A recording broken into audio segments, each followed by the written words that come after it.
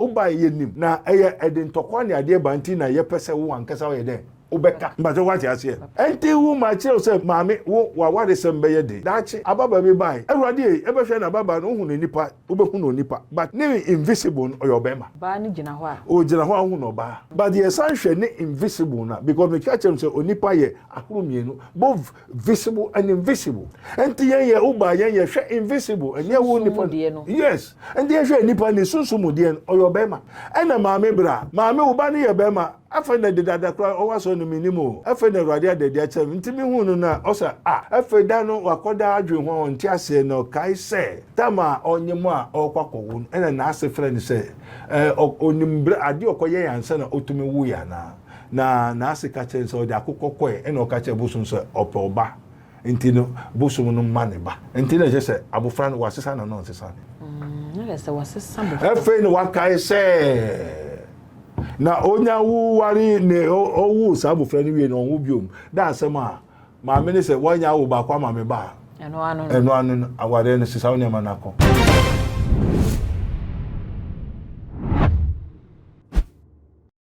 abusia mu akwaba Ediva Mysteries TV so Mystery TV de onim se ebreso no yet na se a na eye ensem a ehinta oyen ensem a yennim hu na kwantra na se yennim hu na de ban no eno na ye ya na ye nkonwa se na ya ba betrechi mu ama won so wate ho ase eno nti se hu se wonua ba adwa gold matena se se dia na eye Mysteries of Mysteries ebre na so eno nti mesre so be free wonua no so aka tro bi se Mystery TV bre no aso eno nti womre na omma meti nia enen so na ko a ewo edema nyamemma ansa na ye dwumedi be hyehyɛ so no kai wo se eye Castoplanto technology na so masene amamde dwumedi ebro Castoplanto eye ne kofa by any Prophet Dr. Abednego wakwa spiritual invisible hospital ediaba obutu ensom oreku junction eno nti wo ha obi a ha ofa sunsum ho no fa papa number wase na ofre na obetimi aboa ama waso abusua me twa me ho sema aba twen me nkɔ bebia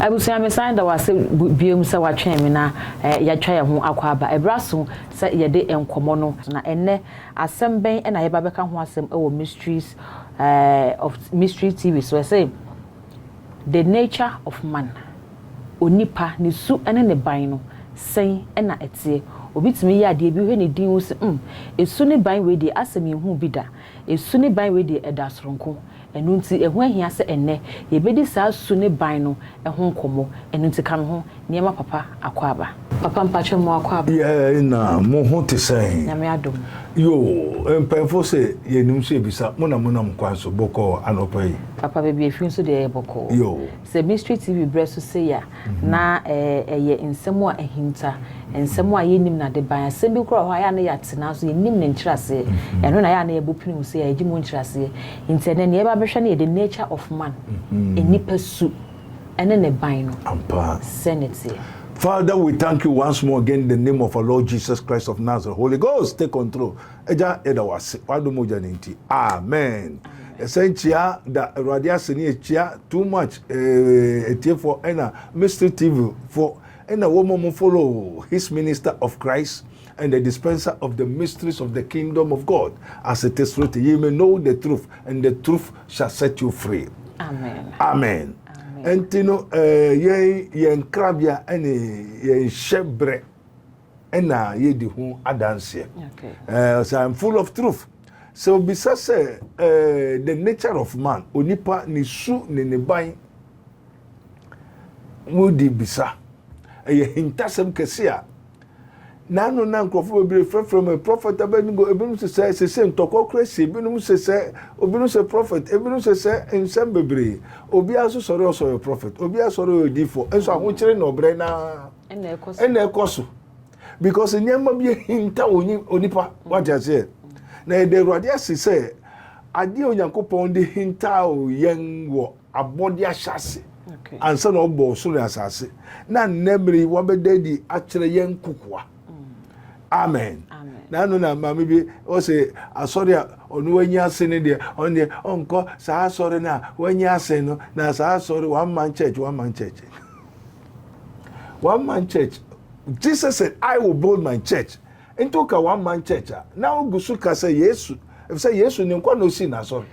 papa who say impempin dodo na wo saa adwene no wo mutirim say asori bi a wanyi a chen no and what's all cause asori no I say you can one man church no yeah na it is saying it you because also for lack of knowledge my people are perish and destroy what you say entine say okay say one man church ne onim no ka onye mfonso ye na no so mfonso obenya ne say obehu ne say onya da ne samanya mata what you say ezo nipa beje de ne wawu awie nipa beje de ne wawu awie ndita bobo hu say hey say his minister of Christ prophet Dr. Abednego say na nipa de no kasa o na obi asoma no nwa asoma no na namwe no mi wono hwe namwe so na mi wono okasa amen ndita bobo hu say hey say na ete na why your saman say what dane honhom wo ye honhom a utume ko babia ohubiribia na utume hu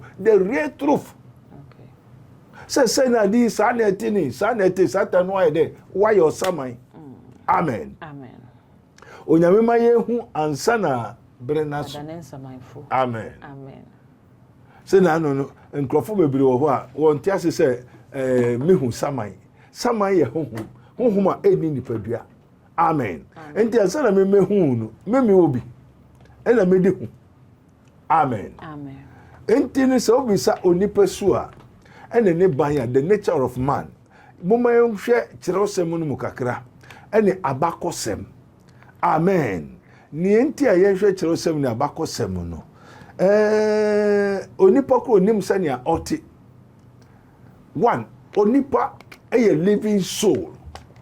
living soul eye akra ana okra tiasefo onipa one oye okra tiasefo wo honhom wo okra na wo dade nipadua nse nipadua no honhom no na okra na timu very good enti wo obi a bibi etiwum what you say na di etiwum no is uncountable what you say boni ene papa nyina tiwum ena ne to so mienu yesu nkasa be kan say he that is born of the flesh is flesh ni ahunam awuru no oye hunam na he that is born of the spirit is spirit ni ahunhum awuru so oye hunhum enti bebere ho a sa onu nim senia oti enti na onim de kudi enso atinimu ena woye ne biribi nso na bebere ko say aso me nko no wankasa me obefo me nko no wankasa biribi ha me so what you say if say osuro so be ko no be ka say biribi ha ana biribi yo ana say na ha what you say enti osuro anka esere so nko na ohu ne shebre ne nkrabia ne su ene ne ban amen also in sin did my mother conceive me na musumu bonimu ena me na nyinsem for I was shaping in iniquity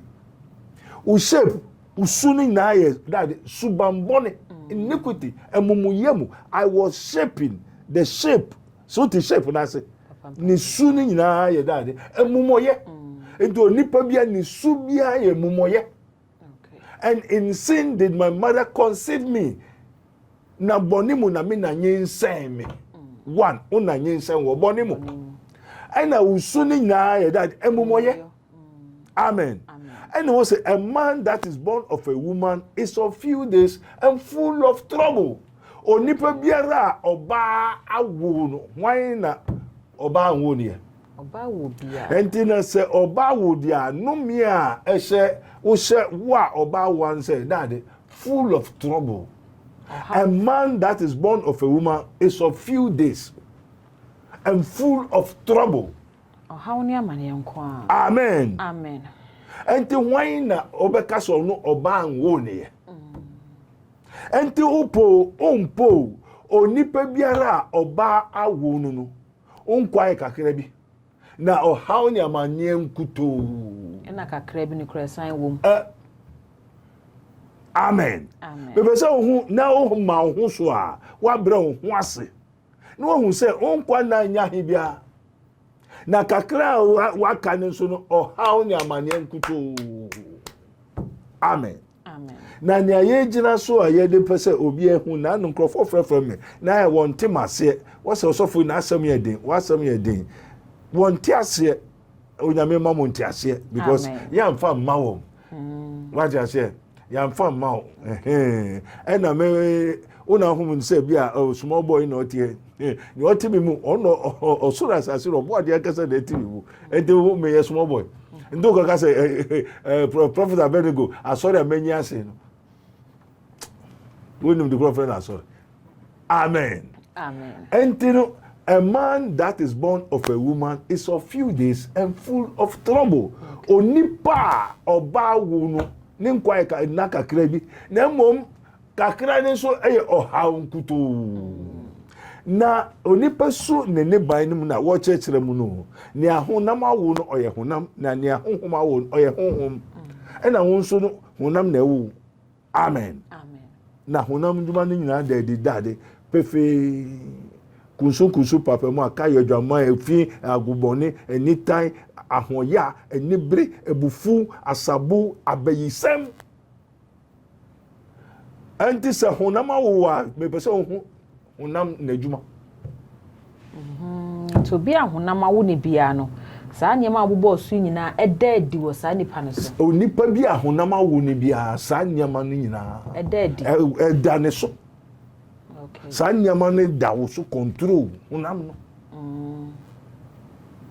ma joje honam no nyuma ne da di pefe ne ahonhom awo ne ye honhom ne ahonam awo ne ye honam Baje what you say na honam nyuma ne da di pefe kusu papa mu akayo enita ahoya agobone asabo abayisem abusumsum ahoya ebufuo into hu se onipa hu so onipa hu se sadi we ene tene so sadi we na control into obetuma ye obone obetuma ye obefo obetuma sumbusum if say ade papa bi ni honam so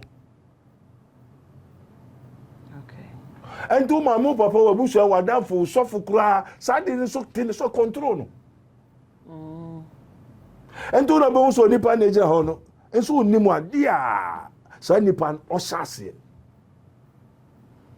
na le se nipa duane ne nipa su no etim ehye bibi ase yes ehye sa tumi na se what you say and I say Job 5:6 also affliction does not come out from the ground nor trouble from the dust or how emfifem also musu emfifem or how emfifutumem musu emfifem or how emfi emfutumem na ye wo nipa tu mu se jampenduru ente mene wanka mehwehwe awurade a oya nwade awurade a o mansuoto awurade a ne hu ye hu a ne nwade eni hwehwe bia ente beti so sofo bi ka so ko nyame adwen sa nipa no ye childish in spiritual sofo just so ka nyame adwen jai sofo bia so ka onyame adwen jai wo ya koda kura sofo bia ntimi nka nyame adwen also who has known the mind of God that he should instruct him why no wo nyame adwen na wo be kire nyame ne onye God whom no one has seen can see and can approach unto. Now so what be just so onyame adwen. Ye ka onyame asem. Asem odi ama won se be ka ni odi ama me no wa kire me na meka. Me ne ko onyame adwen. Mra wo bo onyame na me wo ifa. Ana mra onyame ba na me wo ifa. Na wo ka onyame adwen. Enti me masa ebia nyame pese wo da bibia enye ne tiri mu pono wo da ne didi a kire mo wa what the moon nimu you don't understand anything a blasphemy okay oni paso ko ka onyame adwene o se na kukuo o ye den ko ka kire na o ye wo se why am kukuo and why am tuntu why am fita wo be hu na adwene ade no ni paso ko ka onyame adwene kukuo kwansen ade anya ye onu sa de o wa no a oba bebisa me ma adwene ni ne wan ano be hu ma adwene nti a me ye ne sa okay and do won to me hu ntum we wa no sa de nti na ma ye wo sa eye de na hu me ma adwene and o sofo bi o so ko nyame adwene no ye da otorofo o nyame adwene no ye den ko Ni na ya be sambo say blasphemy. Okay. Amen. Fatu timu ne mo asofo no on kyere mo hwe. On frɛ mo ye. Obi oso nyame frɛ no, obi ameka osofo difo bia, obi ameka kwan a onyame frɛ no. Efa no wo, no hui, no oti, onka. On me proof. Jesus proof his calling. Also the spirit of the Lord is upon me. Isaiah 61. And on one kasa be Bible no Isaiah 61 no. Look for. Okay. Also the spirit of the Lord is upon me. Also the Lord has anointed me. What do you say? Jesus proof. And to obey so your differ. On me proof. Ome ka onyame adwene. Who tell you onyame adwene? Kuku betwa ka kire ni oye kuku ni say ade no ayi kuku ana sanka. Wo onyame adwene. Enti onipa su ni onipa ban no. Enya de papa bia. Enti na Yesu ni Yesu afọ na wo say Yesu ahwe ho so he. Wo na be tell me na wo onipa mu. Man is a living soul. Atiasefo kra. Okay. What I say, atiasefo kra, I say Lord be a echo na nipa ye dey. Etim. Enti no ansa na obeyo kronfo no, just okro no honhom ye dey. Eti mu. Obeyo dwamanfo kunso papa mu akayo anytime saadi ni nyina ete honamu. Enti obi betuma time. Obi betuma pra, obi betuma kum, obi betuma to eduro. What I say? Okay. Ma de oguso ti ase. Enti no wo mo kunku won ho te say na anu ma me na kan no. Ye hwe na onu ankasa politician fo na wo kunku won ho na fe wo beku won ho kra sense. Amen. Denti omo ye dad atiasefo kra onipa ye atiasefo kra. Nti na de se honam suru na dad wo mu. Honam ni sunu ne ban no ene najuma oye ena ye kire wo. Okay. Enti onipa biara o ye wo musum. Wo ye musuba. Musu fifam o ham fifuto ye wo to mu. Enti hu se enka se hwe yame ena oto ena prophet idi okasakasa ena se ne se unnim abisa. Musu enfifam o how enfimfutom ye wo nipa to mu se jampenduru. Enti many one ka mehwehwe awurade achi kwan awurade a oya anwade awurade a o mansuo to a emu ni hwehwe bia nti obi ka se onyame oya de emu ni hwehwe bia o ye den ko hu na adwene sa de nti no bo sa de nyina wo okay majonim o se me na me bo papa me na me bo sum me na me bo ha me na me bo bone okay ana ko ko onyame adwene se wonim ni nti onyame bo bone se o ka osofo se o ka onyame adwene a onim o metere ni nti onyame bo bone osofo bia so ko nyame adwene o mekire nie nti onyame bo obone so gira benku o so gira nifa ho na bone no so ehun fa so ene ne we a onyame boy na onyame de sa bone no de ye den ene onu so a ochi bone no bo bone eduru o bo bone wi ekum no onu aso no bo ne enya ne enti onipa so ne ban nya papa and trans say, oh, media me obi ani asem me yo Christoni. Also, since you believe, have you received the Holy Ghost? Oh, Christoni bia wonya wo wie wonya fa Yesu Christ o kra genkwa ya wo foforo. Na wo gidi ya wo foforo, unsa ka ho nkonkro na na. Ara se papa, wo gi adi. Ama ya wo foforo no no abe Christoni no eno nko a enso ha no nko anya ina. Na enough ne ne we. Se o ti ase what in church na won kokuru guso kire mo na se se o fa Yesu Christ o kra je nkwa no we wie dia san konsuma suafo no se mo ntutu ahohombone no okay na ndi se o tutu ahohombone na hon kokuru no ayede enya kwan abetere nipa ne so na de odo biakoye asundwe bajotie na honhom na ba ne de odo biakoye asundwe periperi enije na honam nduma ne de pefe kusum ka papemu akayo enita agobone asabo abeyisem efi ahoya etutu abufuo okay ai sai niama enti hu se unsa nka hon konkro ni ya saa de papa no no kware untumi nkabiye wa Kristo fo so Kristo no otwa atoro senhwe enti na je se obefa Yesu Kristo say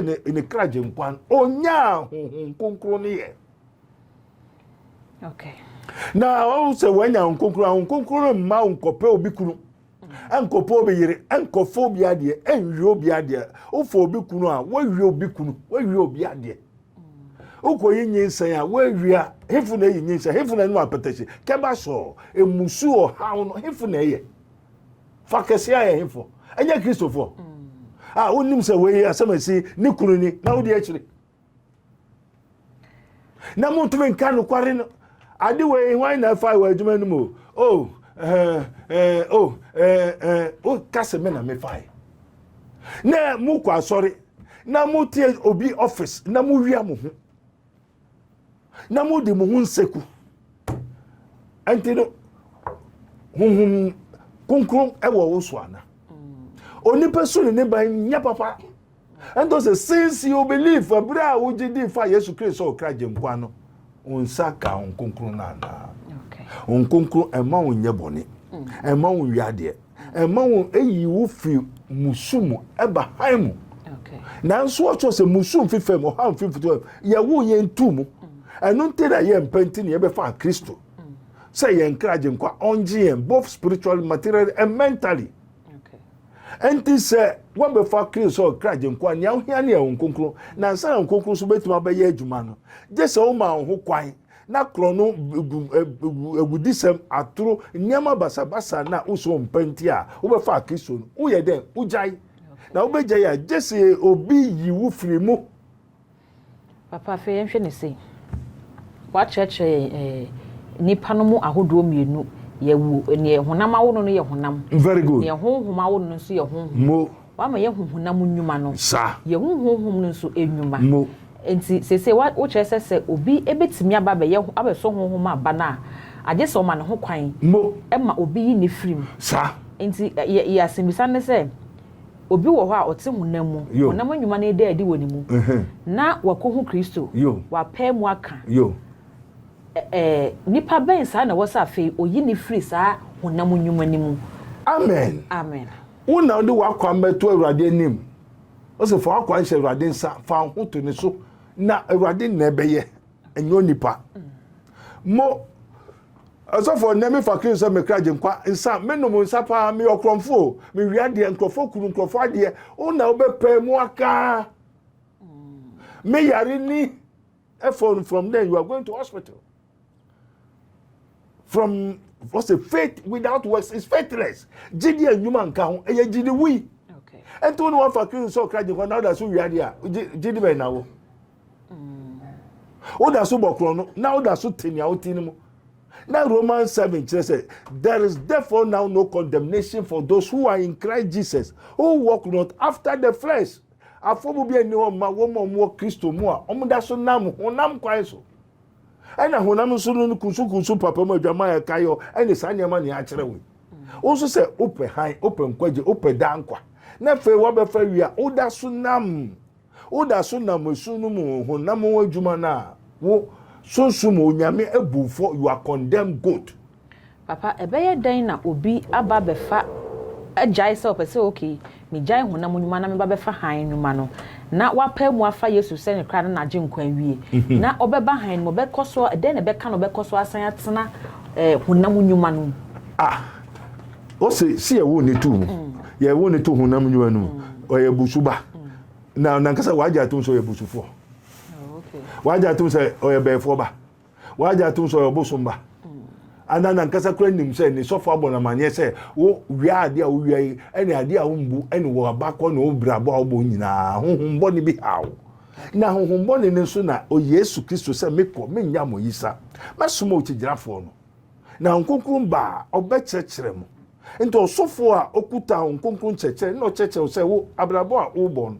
yen wanka kwa yen yebehu aka kyerɛ wo ena ye ho na nyanwu na obobeka uba ye nim na eye edin tokwa ne ade banti na ye pese wo ankasa wo ye de ubeka mbaje wati ase enti wo ma che o se maame wo wa wade sembe ye de dachi ababa bi bai Everybody, ever share na baba no hu ne nipa, obehu no nipa, but ne invisible or your bema.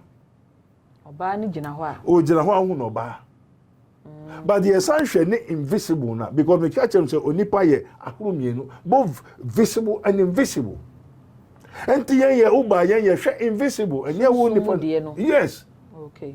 And ye hwe nipa ne sunsumu de or your bema. And na maame bra.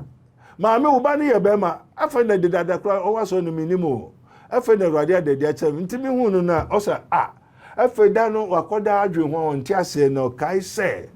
Tama onyemo a okwakowo ena na ase friend say onimbre ade okoye yansa na otumi wu ya na ase ka chen so de akokokwe ena okache bosun so opoba ntino bosun no mane ba ntino je say abofra no wasesa na no nsesa na le say wasesa bo efe no wakai say na onya wu wari ne owu sa abofra no wie no wu biom da asema ma me ne say wanya wu ba kwa ma me ba eno anu aware ne sisa onya manako na enya sadia are ja keteja ena bebre kro so nim sa are ja keteja ya de bia ewo ho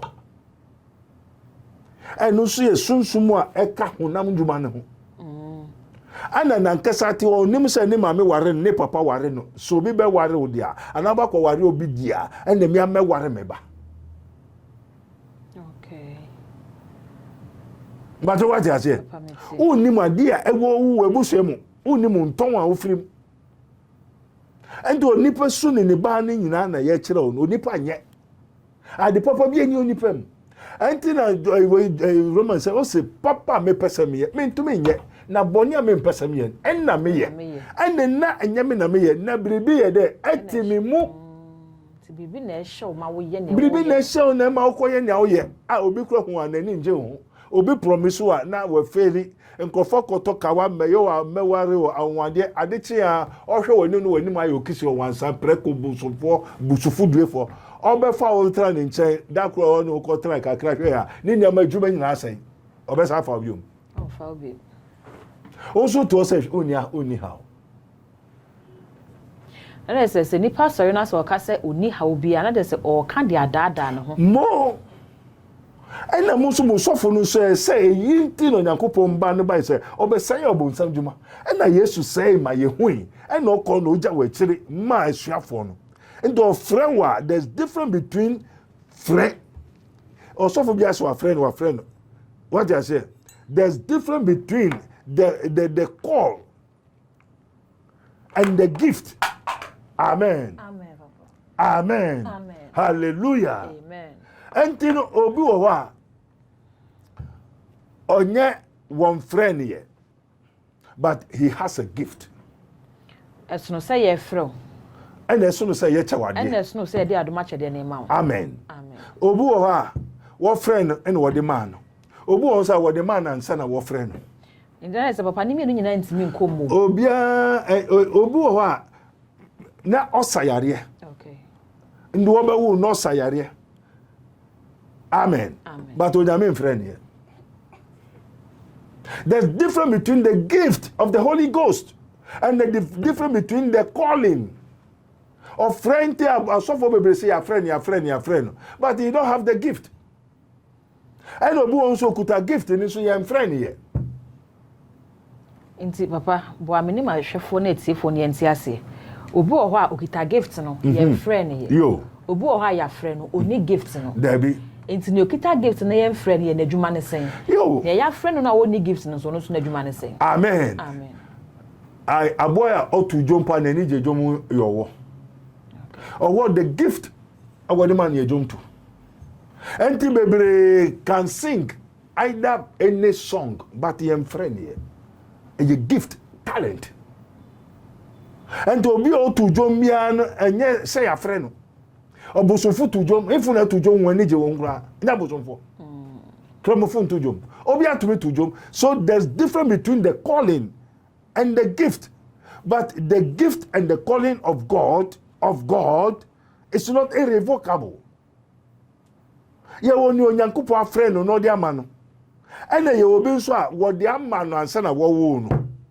Obu ha ni gift ro sayare na mom onyame mfre ne.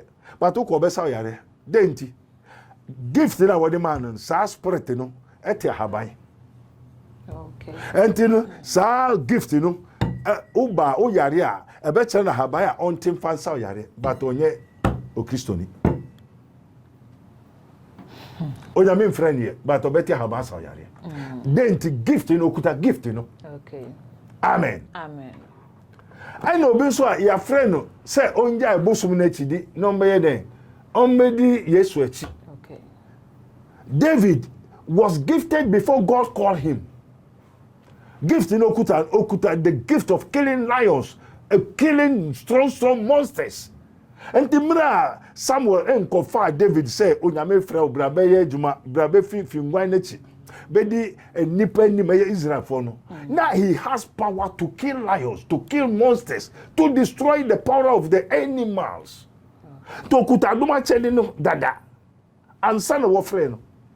Nse ko ba na sakra na eyemre mawo. So nyankopon kase hu say we na me de adwuma hye ne so obeye. Because we no David okuta. Until David who Goliath no so tuaka we lion. Osebo no ne ade mpo mekum no osebo to me mene ayi lion 1 minute ogwan hye na anum no mene David to me ko ho no wa wine ne tie kunu na we ye ogwan no. How much more will Goliath? Also, make come to Saboa. And also, because no gift you know the down. Okay. Amen. Amen.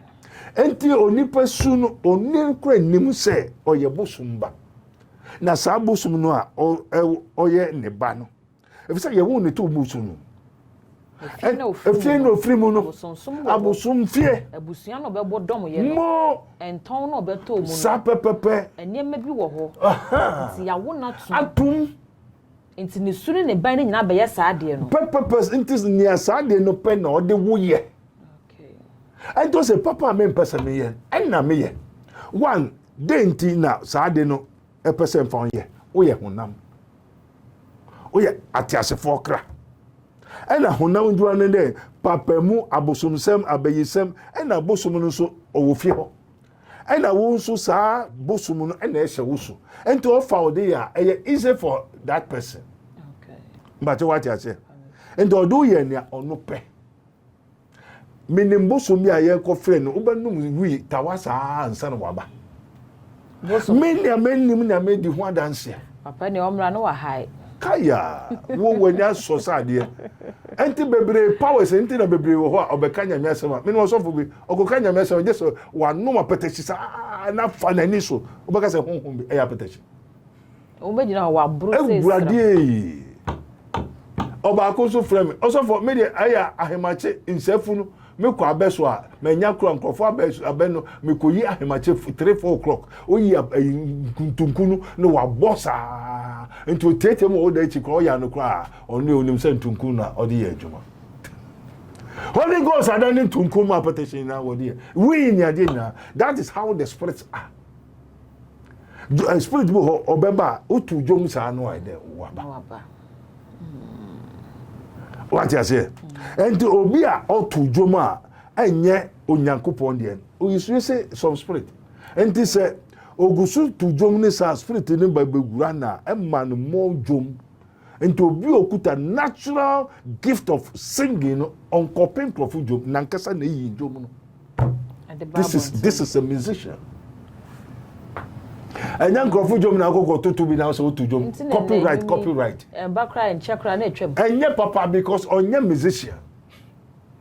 The real musicians don't make copyright. They create the songs.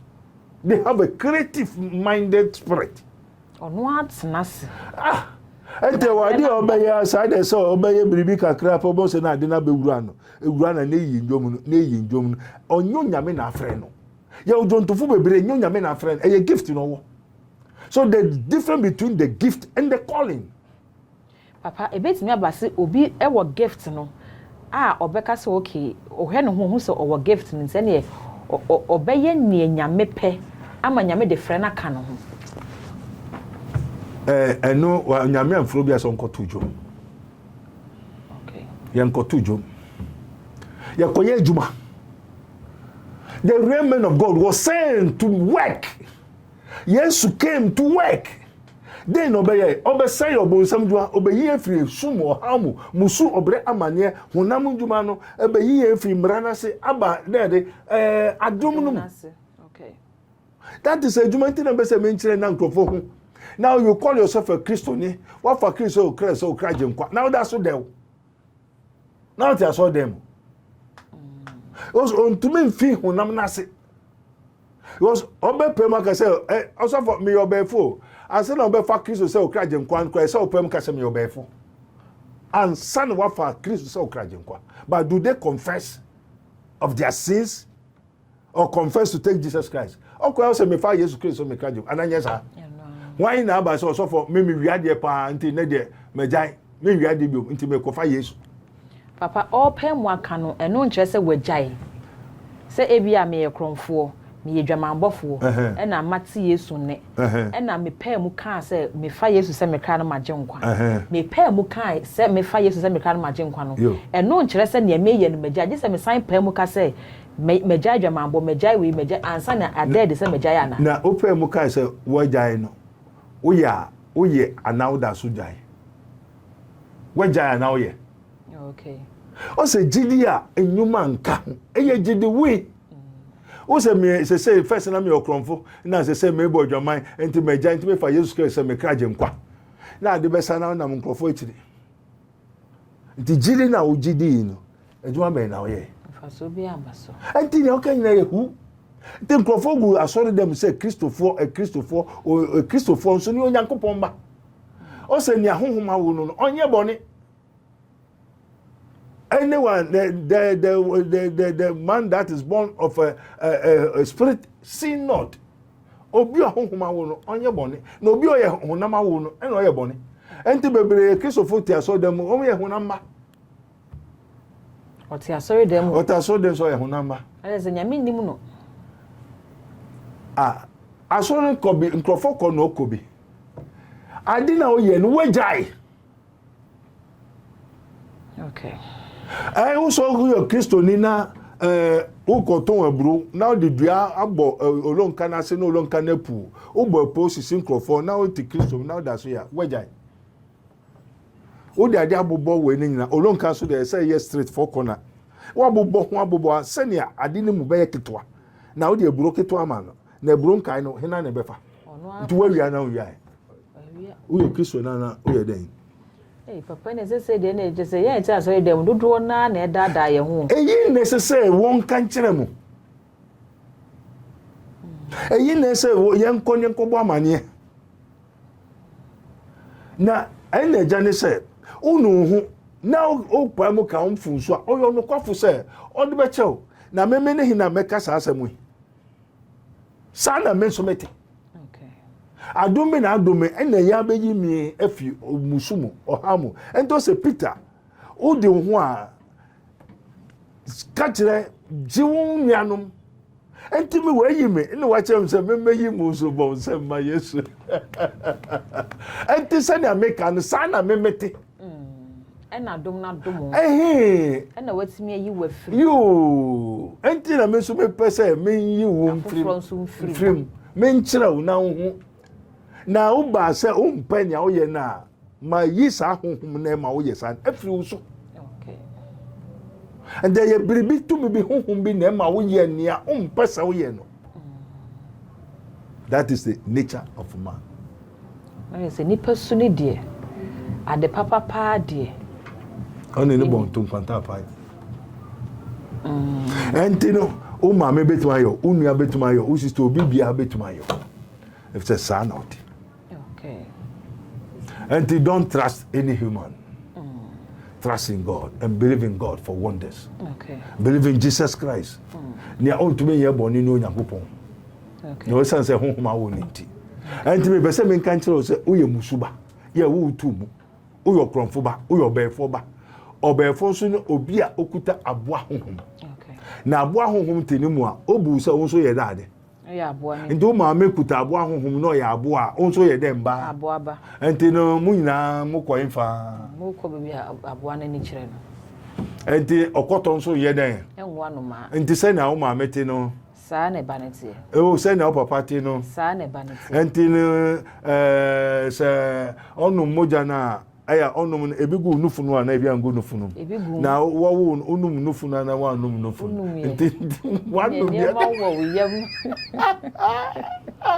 adumbi ye bo baba enti se saa de na onum eno me kai ma me bi bai mami o se de bia ni nufusa wakwa sa sorry akesa ni mi o kaka wo se beye ni ho mami de neko ni amumfanti me de twato ye papa everybody is sabri o chi amunu juda mujata aha ka ho kofa mami ne bra mami ade na yesa me ni awodi Germany tem o ya bofra na o sua no nufu na me de man yare nko eno ne breast cancer breast cancer ye twetwa nya wonnim uko nanu mami bia frame nwa twa ne nan etwa ne nufu nwa twa ne sisi nwa twa ne kidney nwa twetwa se ade na oto also buy so won ko no twa na e na obo ne sofo ma na sofo no se ko na se mami se kan wodi aka ahoto nya bi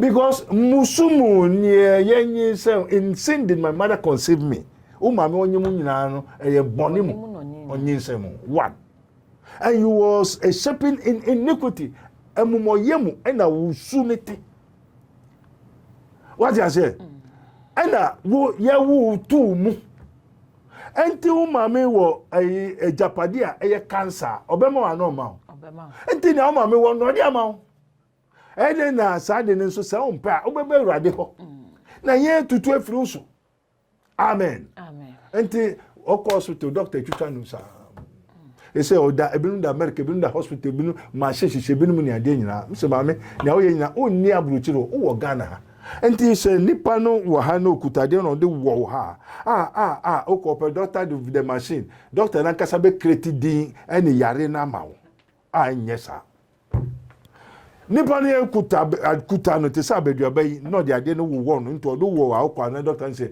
the spinal petit pass you have to go for under surgery with 21 days na nipa no so twen enti no o de ade na wo ontu wo twitwa wo wie na wetu na nia doctor no betwa wo twa ho nam na chwache ndi ehon enya wo die biom ndi doctor ni twa ho nam no o to chire no no age to nam no nyina wo fie e twitwa amo yada na onam ti wo twa no eje ho wo twa no je ho ndi onya wiwe pe team awiu amen me pacha ogusu tenyamase we na me pese wo hu na entrance se wo de oni ha asem wo ho sa na oni pate oni pa bi atumi ye bone na ahohoma wo no pe no ye bone that is Jesus Christ the son of the living God amen abusia me gidi se enne adesun wasua nyama bebre afim fiti enne kono obi ye wade a obehu se oye nupa oye enipa ntin eye nisunu ne ban se ade papa bi enim se nipa ye wade a o ma na nya wo ya bebre o ma na nya wonwa fi se enne no wanya ho nte ase se ne nipa su ene ne ban esitie eye mystery TV so maka to se mystery TV say de ye betena se ne mapase nko a ena ye de bro me kai wo se dwumedia me de besum eye casto planto technology na I saw masene prophet doctor ene kofa baya akwakofa ba o the spiritual and invisible hospital abepiem ewo insawom oreku a o de pai woje amanyamema papa onye pray for me intent na fie mfrena kan je say papa me hawni nti bompa ma me eba ne sa wa mmoa wo wankasa tu na mo na bra enu nti na number gu ase hon fa number na friend ye ha obi ano ka kire na fi on hye da na bra no no nyina atena se na watimi ehu ne ye ha ewo sunsumu na watimi agyew onua ba adwa gold ni makra